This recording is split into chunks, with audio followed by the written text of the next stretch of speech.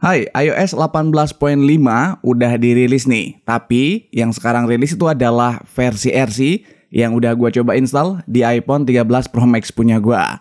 Oke, kayak gimana update-nya kali ini dan apa aja yang baru, fiturnya, serta berapa size update-nya kita akan cek di video kali ini. Let's go!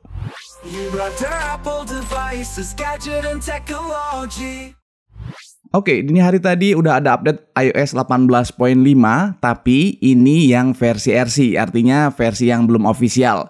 Jadi hanya akan dapat update buat teman-teman yang memang ada di beta program. Jadi teman-teman kalau pengen coba ke versi RC gampang banget, tinggal masuk ke menu setting, kita masuk di sini di general, terus software update. Kita tunggu sebentar. Nah, di bagian beta update-nya ini kalian aktifin aja public beta atau developer beta. Di sini gue pilih developer beta dengan syarat akun iCloud kalian sudah ikutan register di beta program. Oke, kita lanjut. Untuk size update-nya ini udah gue screenshot di sini. Di iOS 18.5 size-nya lumayan gede, bukan lumayan lagi. Ini cukup gede, 7,65 GB. Gue update dari iOS 18.4.1. Terus kenapa gede bang? Apakah banyak fitur update-nya? Bukan, kalau kita install versi RC itu biasanya kayak diinstal ulang, kayak di flash ulang. Jadi yang terinstall itu bukan cuma update-nya doang, tapi dari seluruh firmware-nya diinstal ulang. Jadi memang hal yang wajar jika ukurannya gede. iPhone kalian mungkin akan bervariasi tergantung tipe iPhone-nya. Biasanya iPhone yang lebih baru, ukurannya akan lebih gede umumnya. Cuman nggak akan beda jauh sih biasanya. Lalu kita cek juga untuk build number-nya di sini. Kita masuk ke menu setting. Di about di sini bisa kita cek untuk build numbernya sekarang ada di 22F75. Oh ya, untuk RC version ini buat teman-teman yang mungkin belum tahu, untuk RC version adalah satu step sebelum nanti benar-benar dirilis secara publish. Untuk kapan perisannya nanti di akhir video akan gue coba spill ya. Terus kita cek juga untuk di bagian iPhone storage, kita cek apakah ada bugs. Ini loadingnya cepet. Biasanya kalau loadingnya cepet sih aman ya.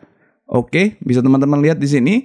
iOS-nya ada di 11,83 GB dan sistem datanya ada di 7,14 GB. Jadi ukurannya ini normal, aman, dan nggak ada masalah sama sekali. Lanjut kita cek untuk baterai health-nya. Kita coba cek di sini baterai health. Tadinya gua ada di 89 dan turun 1%. Ternyata ada kalibrasi dari baterai health-nya turun 1% dan sama sekali bukan masalah, bukan isu sama sekali. Selagi penurunannya enggak drastis dan baterainya masih bisa tahan lama, masih bisa kuat sampai 1%, bukan isu yang berarti jadi nggak masalah sama sekali. Jangan terlalu bingung sama yang namanya baterai health, santai aja.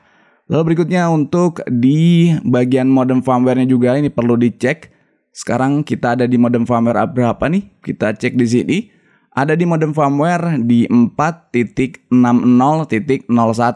Untuk iPhone X Inter kayak punya gue ini, kebetulan punya gue adalah iPhone X Inter yang bahkan SIM lock, artinya harus pakai AirSIM atau SIM sticker bahasa familiarnya di Indonesia.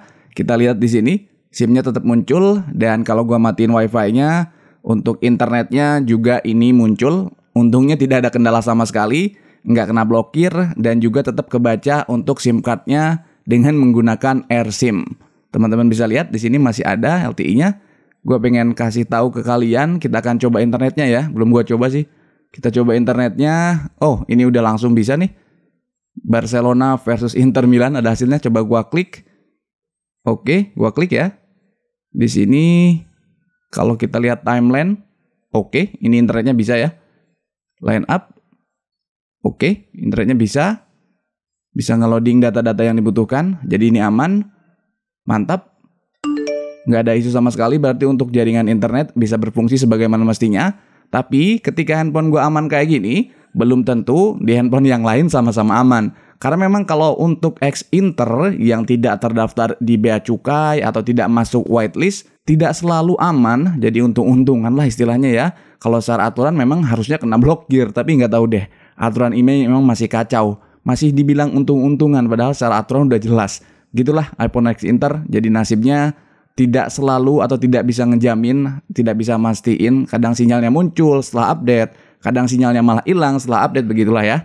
Jadi nikmatin aja selagi bisa, karena memang kalau kita beli iPhone X Inter juga harganya tentu di bawah pasaran yang resmi Indonesia. Lanjut, fitur apa aja yang baru di iOS 18.5 versi RC ini? Dan mungkin fitur-fitur ini juga nggak akan beda jauh sama iOS 18.5 yang nanti officialnya. Yang pertama di sini udah gua pakai adalah wallpaper. Oke, teman-teman bisa lihat di sini wallpapernya warna-warni dan ada animasinya gitu kalau kita di open gitu. Kalau kita unlock, nah tuh ada animasinya gitu. Kita coba buka di sini, tinggal klik dan tahan. Kita customize. Kalau misalkan kalian mau tambahin, tinggal plus aja. Lalu klik di sini di wallpaper baru itu ada di Pride Collection. Di bagian sini ada wallpaper yang baru nih. Nah, ini dia. Tinggal kalian adjust aja kalau memang kalian ngerasa cocok dengan gaya wallpapernya. Oke. Fitur baru di berikutnya adalah di bagian mail. Ini update kecil sih. Kalau kita masuk ke mail dan kita klik di sini di bagian titik 3 ini, kita klik di sini akan ada opsi di sini show kontak photos. Kalau kita cek gini akan muncul kontak photosnya, tapi kalau kita uncheck ya coba. Nah, jadi nggak ada kontak photos, nggak ada profile, cuman ada nama penerima atau pengirimnya aja, kayak gini. Nggak ada fotonya. Kalau kita klik lagi akan muncul untuk fotonya, kayak gitu. Lalu berikutnya adalah di bagian back tab. Ini akan ada toggle opsi untuk banner. Kita coba masuk menu setting ya, nanti biar lebih ngerti, lebih kelihatan. Kita masuk setting, terus pilih accessibility dan pilih touch. Di sini touch. Kita scroll ke bawah di back tab ini. Nah, di back tab gue udah setting untuk back tabnya di flashlight dan ada di sini toggle show banner. Nah, kalau kita aktifin untuk show bannernya, kalau kita double tap itu akan muncul kayak gini. Kita coba double tap untuk bagian belakang ya, tuh 2. Oke, nah muncul banner di atasnya itu kayak gini. Oke, kita matiin lagi untuk flashlightnya, tuh 2. Nah, muncul lagi banner yang kayak gini, kayak ada informasi notifikasi kalau back tab-nya itu aktif atau non aktif. Coba kita kalau matiin ya. Gua tap 2 kali ya, 1, 2. Tuh, nggak muncul, padahal flashlightnya udah nyala nih. Kita matiin lagi, tuh 2, mati dan nggak muncul lagi. Jadi disesuaikan aja. Mungkin ini bakal berguna buat ngasih notif ke kita untuk bisa ngelihat atau memantau apakah double tap-nya itu udah kita aktifin atau bisa berfungsi atau enggak. Kalau gue diaktifin aja deh, biar untuk ada notifikasi biar kelihatan. Lalu gimana bang dengan performance-nya? Nah, untuk performance-nya kita bisa cek juga di Geekbench. Barusan banget tadi siang gue coba untuk melakukan kalibrasi di SPIU benchmark di sini. Bisa teman-teman lihat di historinya. 7 Mei 2025. Kita cek ya. Nah, ini dia hasilnya. Single core-nya 2419 dan multicore-nya 5931. Angkanya masih tinggi sih, masih bagus. Karena ini iPhone 13 Pro Max juga. Terus untuk GPU-nya di sini, nah kita cek juga, boom. 7 Mei 2025 sama kayak tadi. Kita lihat hasilnya, mantap ya. GPU-nya juga masih tinggi, masih di angka 21.544 poin. Jadi aman. Terus gimana bang, real life-nya dalam daily sehari-hari? Karena memang pemakaian gue ini baru dari pagi berarti ya. Dari sekitar jam 7-an sampai tadi ya sekitar jam 2, jam 3-an ya. Di hari ini, tanggal 7 Mei. Menurut gue ini ngerasa sih lebih adem ya dibanding dengan 18.4.1. Walaupun secara performan itu tidak ada peningkatan yang gue rasakan secara signifikan. Karena di iOS 18.4.1 pun gue nggak nemuin isu-isu yang mengganggu. Performanya aman-aman aja, smooth-smooth aja, lancar-lancar aja. Baterainya juga oke-oke aja di iOS sebelumnya. Bahkan gue udah sempat bilang atau sempat sharing SOT gue di iOS 18.4.1 di postingan community YouTube. Dan teman-teman bisa lihat juga untuk daya tahan baterainya. Ini dari pagi, tadi gue ngecas 100%, jadi kurang lebih pemakaian 2 jam, kurang lebih ya. Bukan 2 jam, berarti sampai sekitar 19-20%, itu kepake 1 jam 45 menit. Bisa teman-teman lihat di sinilah, biar kelihatan. Nah, kayak gini. Itu kurang lebih untuk 20%-an, sekitar 1,5 jam, 1 jam 48 menitan lah ya. Menurut gue untuk baterai ini juga cukup oke, nggak ada isu. Jadi menurut gue ini versi yang mulai stabil, mulai oke, mulai bikin kita nyaman. Nggak ada masalah sama sekali, nggak ada kendala sama sekali. Begitu juga untuk suhunya, biasanya kalau gue ngerekam video dengan durasi yang agak lumayan panjang, itu agak anget handphonenya, agak anget cenderung panas sih. Cuman sekarang relatif lebih adem, relatif lebih aman. Artinya ada perbaikan dari softwarenya dan I like it. Gue suka itu. Tapi untuk zoom in, zoom out, gue belum coba nih. Di sini apakah udah sembuh? Kita coba 0,5 ke 1. Oh, masih ada ya. Masih ada patah tapi nggak terlalu parah kayak yang lalu-lalu. Ngejegluknya kenceng banget. Kalau kemarin, kalau sekarang agak smooth nih, lumayan.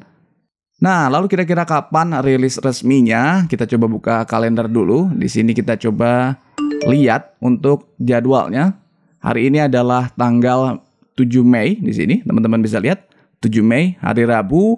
Biasanya untuk versi RC itu jedanya ke versi official cuma 1 pekan kalau nggak ada yang bermasalah. Tapi sejauh ini sih gue aman-aman aja ya. Harusnya sih minggu depan kemungkinan besar udah akan dirilis. Sekitar ya dini hari tanggal 14 atau tanggal 15 itu bisa lebih cepat di tanggal 13.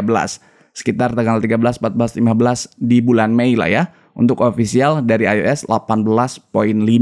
Tapi nanti kalau ternyata ada penemuan-penemuan bugs biasanya akan muncul RC yang kedua. Dan dirilisnya akan mungkin sedikit mundur lagi. Bisa di weekendnya atau mungkin minggu depannya lagi tanggal 20-21an. Tapi gue cukup yakin akan dirilis di minggu depan sekitar tanggal 13, 14, atau 15 Mei. Kita tunggu aja resminya kayak gimana. Gue itu memprediksi berdasarkan pola-pola yang udah sih.